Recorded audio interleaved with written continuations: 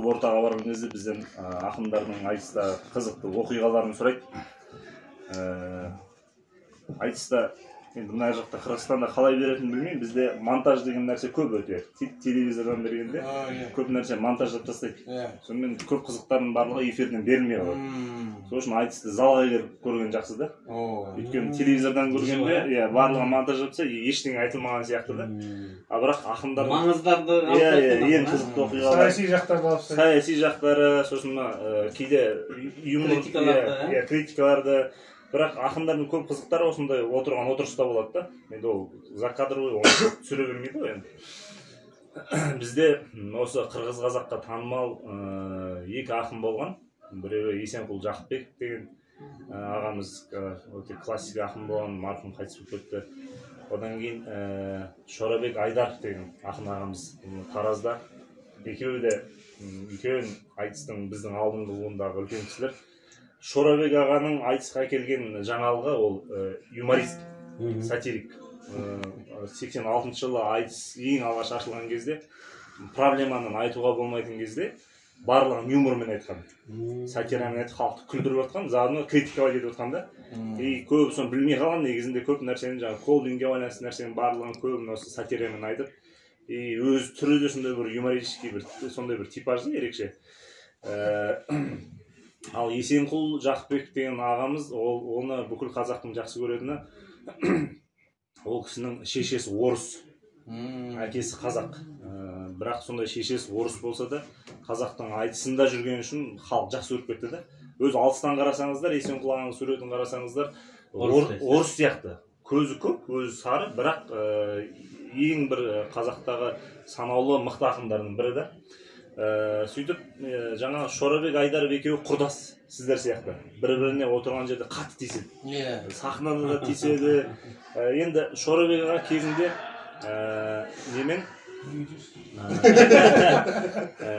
Шорабек аға кезінде бір оқиғалармен түрмеге түсіп қалған. Енді ол заманда кеңес одағында түрмеге түсу деген бір қорқынышты ғой. Енді қазір екінің бірі барып деп отыр ғой. Рас қой, чиновниктер басқасы да бар. Сонда екеуі айтысып отқан кезде, анау енді барынша түрмеде отырып келген жасырады ғой. Сол анау қатты кетіп қалса, жаңағы Есенқұл ағамыз ақырын патеф тиісіп қояды дейді. Ей, Шорабек, біраз жерді көріп келдің деп айтып қояды. Анау сразу жиналып қалады дейді. Екеуі бір-бірін сөйтіп, анау қатты айтысып бара жатса сразу Шорабек, талай жердің дәмін таттың деп қояды дейді. Ана кісі тырттан жатып қалады, айтып қоя ма деп қорқады ғой. Сонымен Таразда ең алғаш бізде айтыс болды. Ол кезде айтыста машина тігу деген вообще болмайтын. Мотоцикл тікті ең алғаш айтысты. Урал деген мотоцикл бар еді. Ол енді ойбай мотоцикл тігіп отыр екен деп сондай бір хит болды. 80-ші жылдар. 80-ші жылдар. Сонымен енді айтыста бізде енді бірінші жұп болып шығу қиын. Жаңа отырған қазылар төмен балл береді, потому что одан кейін айтысатындар бар ғой. Сонымен аз-аздан беріп балды. Сонымен жаңа Жамбылдың жас ақындары алдап Шорабек ағаны шығарып жүрген ғой. Аға, енді сіз тұрғанда біз айтыспаймыз, өзіңіз бастап шықсаңызшы, енді сіз тұрғанда қалай сөйлейміз деп. Сонымен Жамбыл атаның тойы болып отыр. Сонымен бізде Алматы облысында Ханша Раисова деген апамыз болды. Сонымен екеуі айтысып отыр дейді. Шорабек ағамыз айтысты былай бастаған ғой. Жамбыл атаның тойы болып отыр, Шөкең айтысты бастап отыр дейді.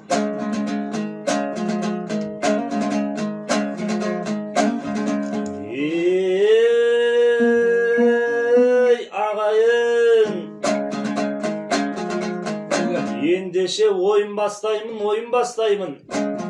Жырыммен Жамбыл атаның тойын бастаймын. Үйімде 40 жасар әйелім бар. 20-дағы 2 қызға айырбастаймын. Сөн жақ қарсыласы ұрысқан ғой сенің денің соң. Домбыра ан жаққа бұрып қоймайшы. Сенің ұрысылатын деп жаңа қарсыласы. Сен оның не халық саған үлкен ақсақал деп айтыс бастатып отырса, әйеліңді өткізе алмай жүрсің ба? Масқара, мынау не айтып отырсың деп. Енді Шөкең әйел залда отырған ғой айтыс көріп. Ана Шөкең үйіне баратын біледі, жағдайды ойлап ақырын алдын алып отыр дейді. Ей, Ханша,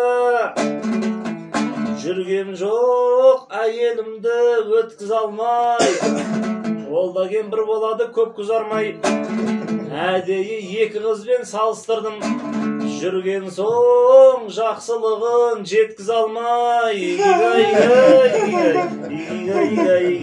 Сонымен айтыс бітеді. Айтыс біткеннен кейін жаңағы Шорабек ағамыз Гран-приге мотоциклді алады ғой. Мотоциклді беріп, сонымен ол кезде мынандай ресторан жоқ, кафе жоқ, айтыстан кейін банкет болу үшін бір Балтабай деген ағамыздың үйінде банкет болады. Сонымен отырған кісілер Шөкенге домбыраны беріп, Шөке айтысың өте керемет болды, бірақ өлеңге тоймай қалдық. Осы отырған каждыйымызға бір-бірден өлең арнап шықшы дейді ғой. Шөкенің өзі айтыстан кейін ақындар шаршап тұрады. Ол кезде бәрі ішеді кеңес одағы кезінде. Sonra өлең айтып келе жатса, жаңағы дом культураны күзетіп сөйтіп жүрген бір милицияның начальнигі ұйықтап қойған ғой. Шөкен өлеңін тыңдамай. Өзі өлең айтып отырса, біреу ұйықтап отырса неприятно ғой. Сонымен Шөкен жаңағы милицияға көз түскетіп айтып отыр дейді. Арайлап ақ таңымыз атқан шығар. Сол ақтан бәрімізге мақтан шығар. Начальник милиция ұйықтап қапты. Түсінде ұрын ұстап жатқан шығар. Соны бәрі де өлең арнап келе жатса, үйде жүрген кішкентай қолға су құйып жүрген балаларын біреу жүгіріп келіп айтқан ғой, Шөке мына үйде Балтабай деген ағамыздың үйдегі әйелі аты Сталингүл деген ғой. Сонда кеңес одағында туылып, сондай оқыған ғой. Осыған бірдеңе айтып жүрсеңші де Шөкен айтып дейді. Құдайым Балтабайды батыр қылған, батырға бәрімізді жақын қылған. Бәкеңнен асқан бүгін батыр бар ма? Атақты Сталинді қатын қылған.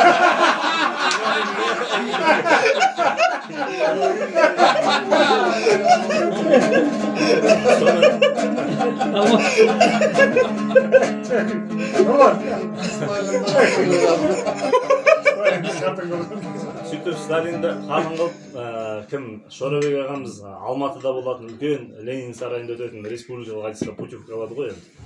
Тараздың айтысын жеңіп шығып. Бізде Алматы облысынан жаңа өзінің құрдасы Есенқұл Жақыпбек келеді. Тараздан жаңағы Шорабек ағамыз келеді. Екеуі айтысатын болады ғой енді. Екі құрдас, бір-бірін көптен көрмеген. Сонымен жаңа Шорабек ағамыздың дауысы енді ей ағайын деген неприятно естіледі, бірақ халық соған күледі да. Соған жаңағы Есенқұл ағамыз тиісіп жатыр дейді дауысына. Оп, Шорабек ақын емес, ақын даусың. Сондықтан көпті шарлап жатыр даусың.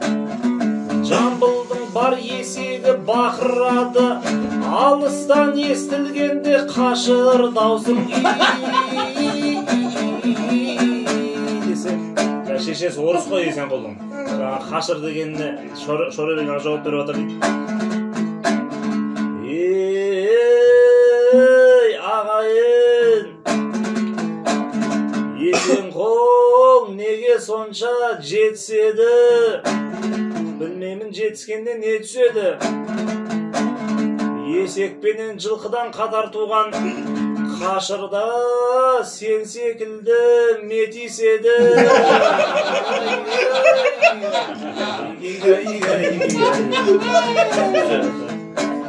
Жаңа Есенқұл ағамыздың шешесі орыс дегенге жауап беріп отыр дейді. Оп, менің әкем орыстан қатын алған, қазақтың сұлулары қапы қалған. Әкемді азамат деп айтпайсың ба, дұшпаныңның үстіне жатыр.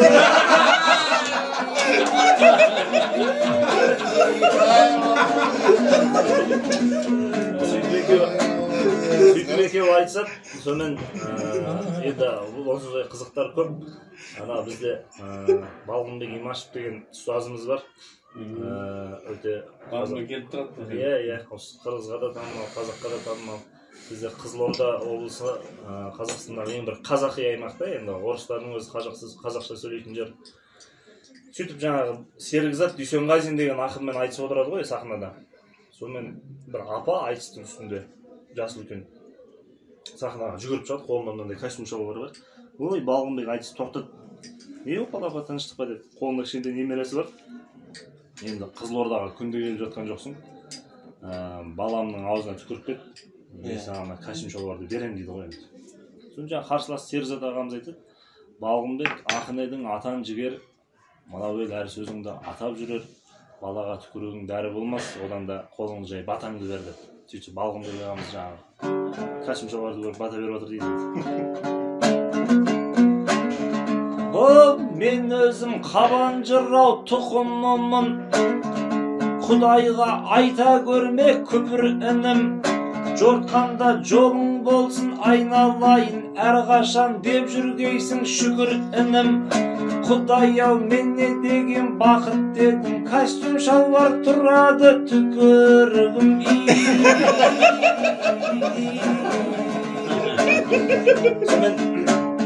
Екінші айтысы мына, бізде Алматыда Райымбек Батырдың 300 жылдығына Алматы қаласына үлкен айтыс болды.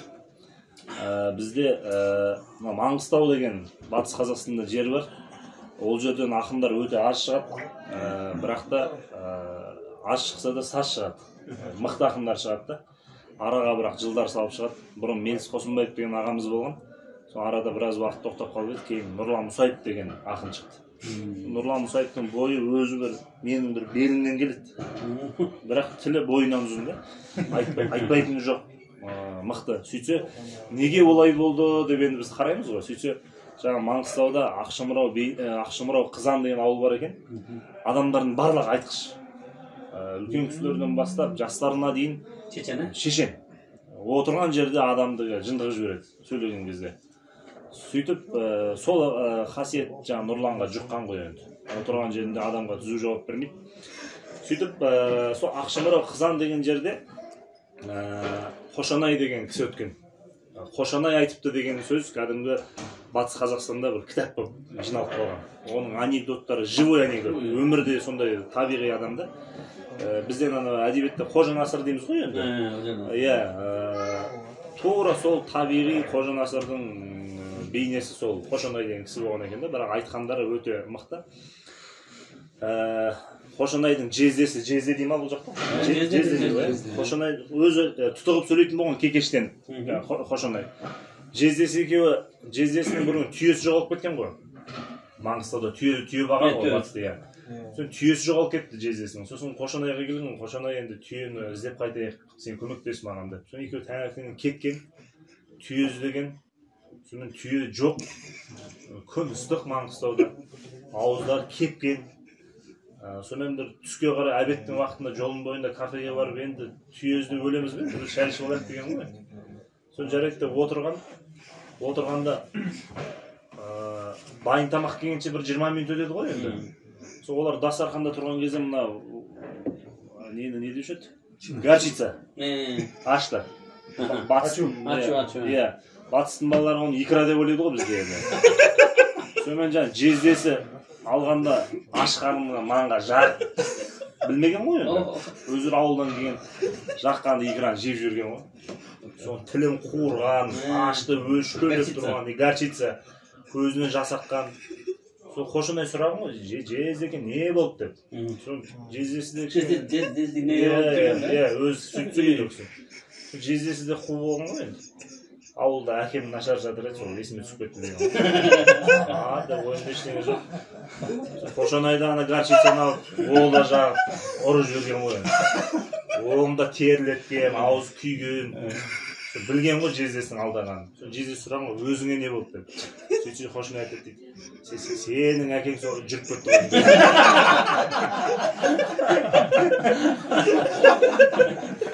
Сол анау Қошанай деген кісі осындай бір қонаққа барып батыста тамақ ішіп, сонымен тамақ шұбат ішкен, артынан жаңа кола ішкен деген сияқты араласқан, соны бір кезде ішім азалаған ғой. Сонымен ойбай деп жүгіріп шығып, далаға жүгіріп баршы туалетке баршы, туалеттің есігінде мынандай қара құлып тұр дейді, құлыппен жауып кеткен ғой. Өзі шауырып тұр. Соң анау құлыппен жауып кеткен даланың туалетін. Сөйтсе ар жақтан үйдің келіні жүгіріп кеткен ғой. Ойбай аға, мен қазір ашам, ыңғайсыз болды, сізден ұят болды өсі. Қошанай айтады дейді, қой құрсын, ашпай қой, ішінен бірдеңе жоғалып кетіп мен бәлеге қаламын.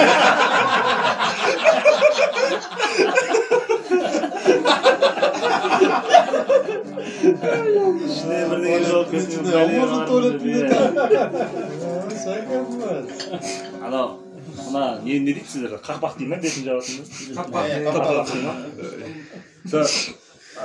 Qo'shanay жаңа күнсіздікта жеңгесінің үйіне барып шай іше қояйын деген ғой түсте. Соны далада ішеді ғой енді. Далада тапшаның үстінде отырғыза.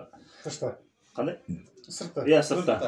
Мына қанттың бетіне шыбын келіп қонған ғой былай. Шыбын жауып тұрады да. Соны бүйтіп қасықты салғанда шыбын бүйтіп жүр-жүр ұшып кеткен ғой. Соны қантты алып салып нетсе шыбын қайтадан келіп бүйтіп жүр-жүр деп жапқан ғой бетін. Сөйтсе Қошанай жеңгесіне айтады дейді. Қант салғыштың қақпағын қатырған екен. Искусственный интеллект. Сөйтіп, сол ауылдан жаңағы Нұрлан Мұсайып шықты ғой, жаңағы бойы кішкентай ақын. Сол Райымбектің 3 жылында менің әкеммен айтысты. Сонымен Нұрланмен айтысқан ақындардың бәрі бойын айтады, бойы кішкентай. Сонымен жаңағы менің әкем тиісті оған, болар болмас бойыңнан айналайын қыздардың бояу салған сөмкесін дейді. Бойы кішкентай. Сөйтсе Нұрлан жауап беріп отыр ғой.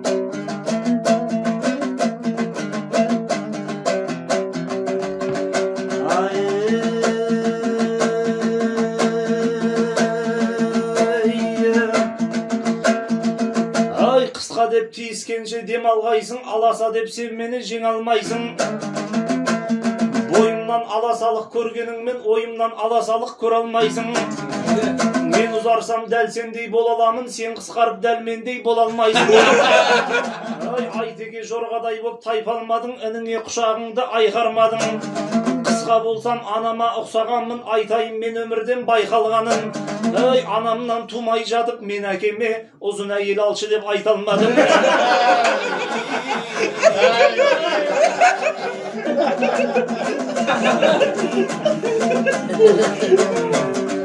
Енді жаңағы сол Нұрланның айтыста монтаж болып эфирге шықпай қалған шумақтары.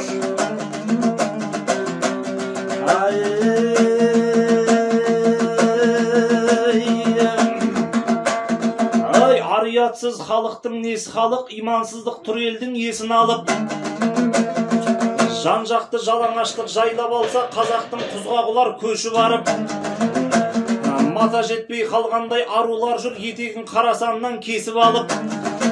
Сол қыздардың жалғайыр етегіне сәлдесін молдалардың шешіп алып. Жалаң бұт қызды көріп шошығанша, жалаңбас молда көріп шошын алып.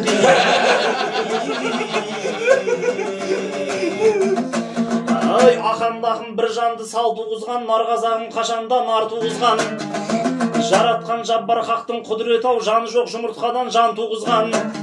Қазақта екі бірдей парламент бар, бірінші парламентің заң туғызған. Ал екінші парламент арақ боп тұр, көкелер ішіп алып лаң туғызған.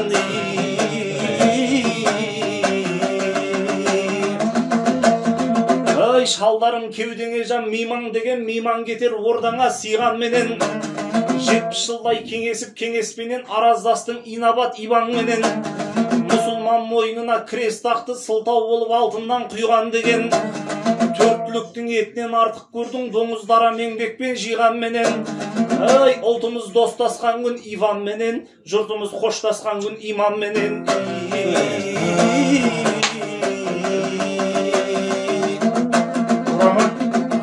Шалшық су жиналғанмен көл болмайды, тоғыз шапан кисеңде тон болмайды. Махамбет айтқан сөздің мәні бөлек, етектен кескенімен жең болмайды.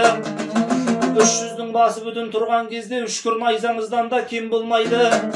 Тозған қазды топтанған қарғалады, құдайым басымызға бермондайды.